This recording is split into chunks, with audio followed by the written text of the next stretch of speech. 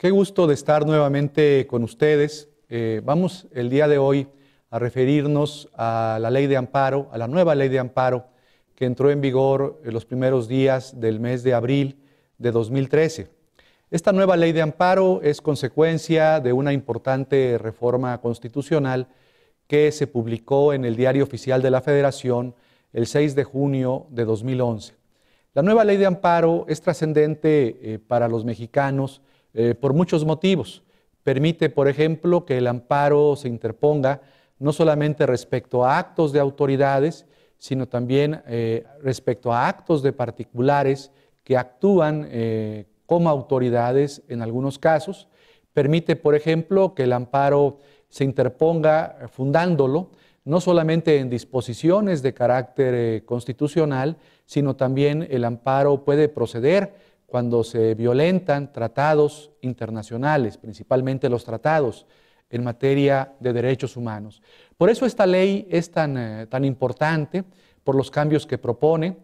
Uno más, para mencionarlo y para que ustedes vean la modificación que esto implicará en el orden jurídico mexicano, tiene que ver nada menos que con el tema importantísimo de la jurisprudencia con efectos erga omnes.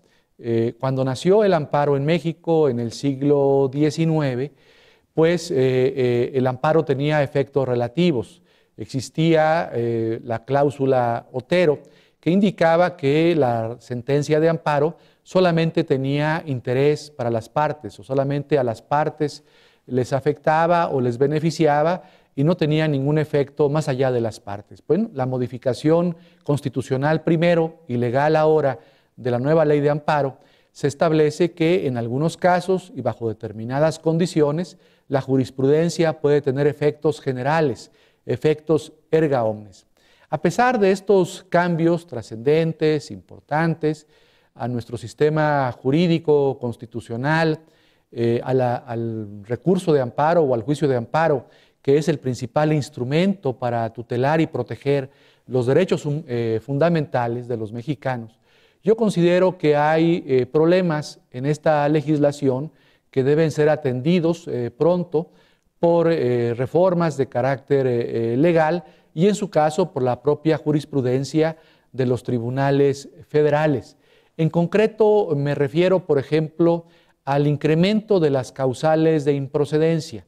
La antigua ley de amparo contenía 18 causas de improcedencia para invocar el amparo o que limitaban el estudio de fondo del amparo. La nueva ley de amparo contiene 23 causales de improcedencia, es decir, un juez de distrito, sin entrar al fondo del asunto, puede en algunos casos, cuando estime que el quejoso o la demanda de amparo actualiza alguno de los supuestos del actual artículo 61 de la ley de amparo, que son 23 supuestos de improcedencia, pues puede determinar la improcedencia de ese juicio de amparo, sobreseerlo y archivar el correspondiente juicio de amparo. Creo que es excesivo ese número de causales de improcedencia porque limita el acceso a la justicia de miles, tal vez de millones de mexicanos. Una de esas causas de improcedencia, en ella estoy totalmente en desacuerdo. La primera causa de improcedencia que establece ahora el artículo 61 de la nueva ley de amparo es la improcedencia del amparo cuando se trata de reformas a la Constitución. En este tema en particular, ustedes saben que la Suprema Corte en los últimos años había ido avanzando paulatinamente para permitir que en algunos casos el amparo fuese procedente cuando se violaba el procedimiento de reforma a la Constitución.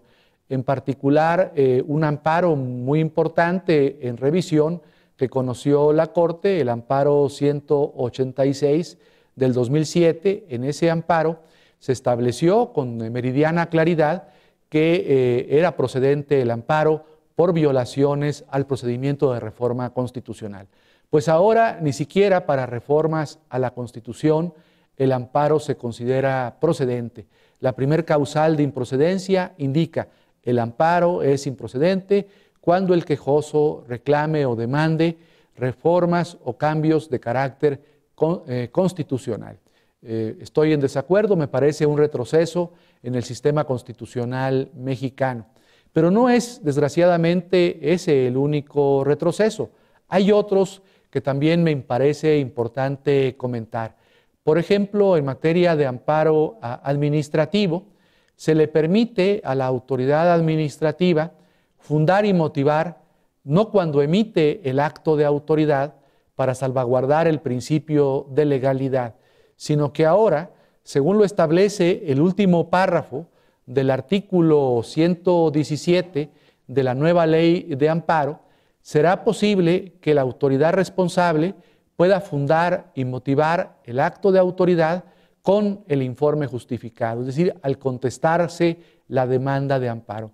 Desde mi punto de vista, esto entraña una violación al principio de legalidad, porque el artículo 16 de la Constitución indica que toda autoridad, cuando emite un acto, debe fundarlo y motivarlo. Y ahora se le está dando oportunidad a la autoridad administrativa para que lo funde y lo motive con el informe justificado.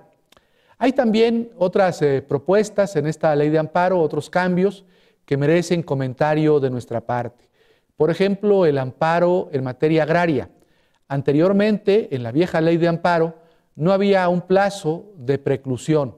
Los núcleos agrarios, es decir, ejidos, organizaciones comunales, podían promover un amparo sin límite de tiempo.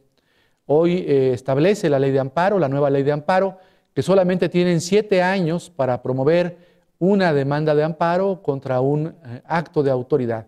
Esto afecta a los grupos agrarios, a los núcleos agrarios, a los ejidatarios, a los comuneros, porque tendrán solamente 7 años para promover un juicio de amparo. Uno de los temas que más fue debatido en el Congreso de la Unión cuando se aprueba la nueva ley de amparo es el tema de la suspensión.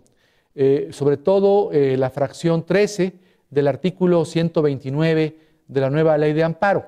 Esa fracción 13 del artículo 129 de la nueva ley de amparo indica que no se otorgará la suspensión, en principio o en términos generales, si se trata de bienes de la nación, de la explotación de bienes o de recursos de la nación referidos en el artículo 27 constitucional. Aparentemente esta reforma está orientada, está dirigida a evitar que los concesionarios, por ejemplo, de radio y televisión, o los concesionarios mineros, u otro tipo de concesionarios que explotan bienes del dominio de la nación, puedan favorecerse con la suspensión, ya sea provisional o definitiva.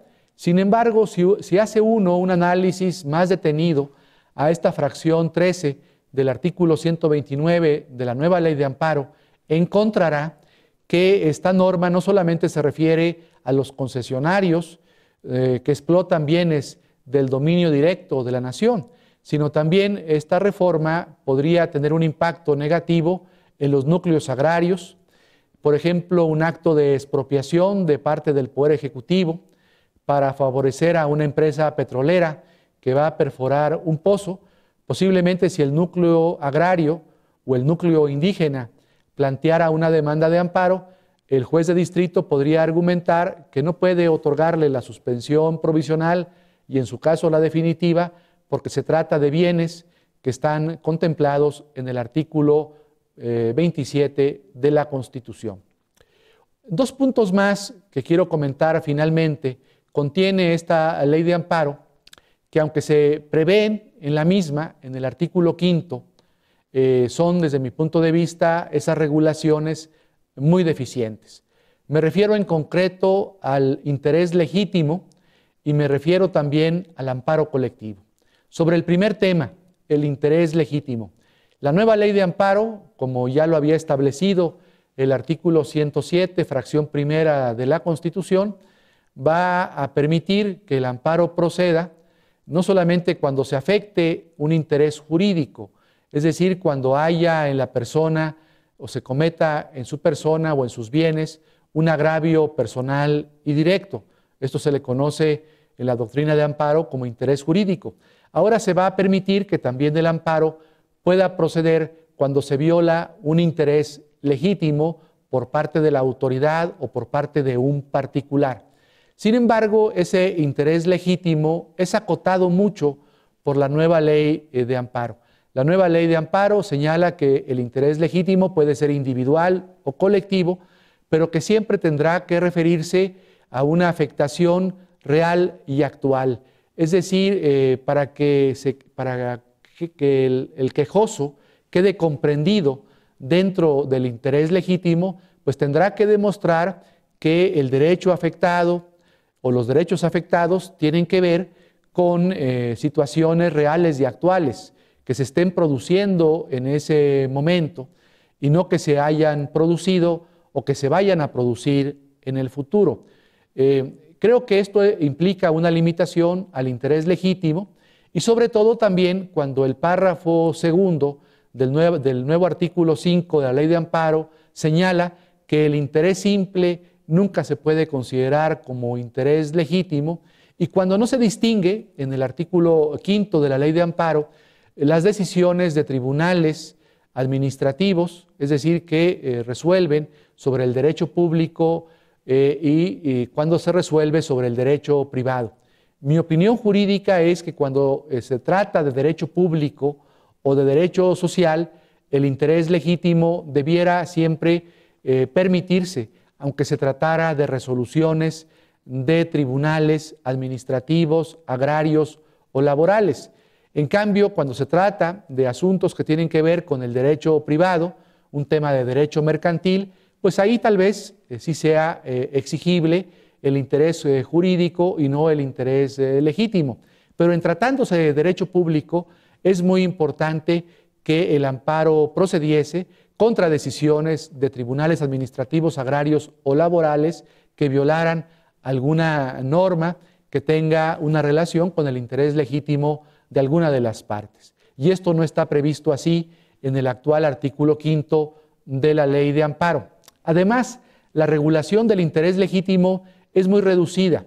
Esto significa que serán los jueces federales, serán los magistrados, en su caso los ministros de la Suprema Corte, los que tendrán que ir precisando cuáles son los criterios para determinar en qué casos estamos en presencia de un interés legítimo, en qué casos estamos en presencia de un interés simple o de un interés jurídico. El legislador debió haber precisado al menos algunos criterios para indicar el caso del interés jurídico, del interés legítimo y del interés simple, y no lo hizo. Respecto al último punto que quiero comentar con ustedes, tiene que ver con el amparo colectivo. Muchos de nosotros esperábamos una regulación exhaustiva sobre el amparo colectivo y la Ley de Amparo no contiene ni un título, ni un capítulo, mucho menos un libro de la nueva Ley de Amparo en donde se regule con precisión pues quiénes son los sujetos legitimados, por ejemplo, para promover un amparo colectivo, qué procedimiento deben seguir para promover el amparo colectivo, cuáles son las consecuencias de la sentencia de amparo en caso de amparo colectivo, cómo se debe restituir a los quejosos el goce de su derecho o garantía violada. Nada de esto se establece en la Ley de Amparo. Es decir, la arquitectura de la nueva Ley de Amparo sigue siendo una arquitectura individualista, una arquitectura decimonónica y no una arquitectura jurídica que estuviese acorde a los tiempos que estamos viviendo, donde muchos grupos sociales, muchas minorías piden vías jurídicas, vías de acceso a la justicia para reclamar violaciones a los derechos, ya sea individuales, de incidencia colectiva, o derechos colectivos o intereses difusos. La regulación en materia de amparo colectivo de la Ley de Amparo debió haber sido precisa, amplia, exhaustiva, y no lo es. Entonces creo que estas son algunas de otras críticas que podemos encontrar en la nueva Ley de Amparo, que a pesar de las críticas que estoy esbozando, que estoy exponiendo ante todos ustedes, me parece que se trata de una Ley de Amparo pues que estará sujeta a la reflexión, al análisis de los teóricos del derecho y también a las decisiones de los tribunales.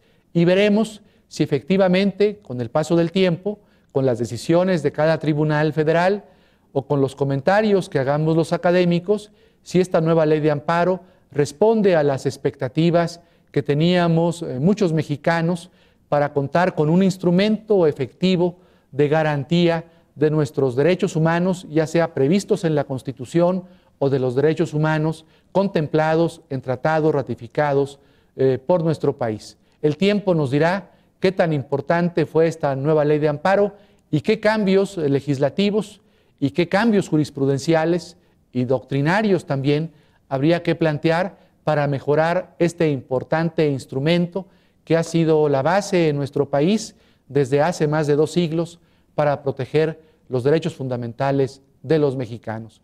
Por su atención, muchas gracias.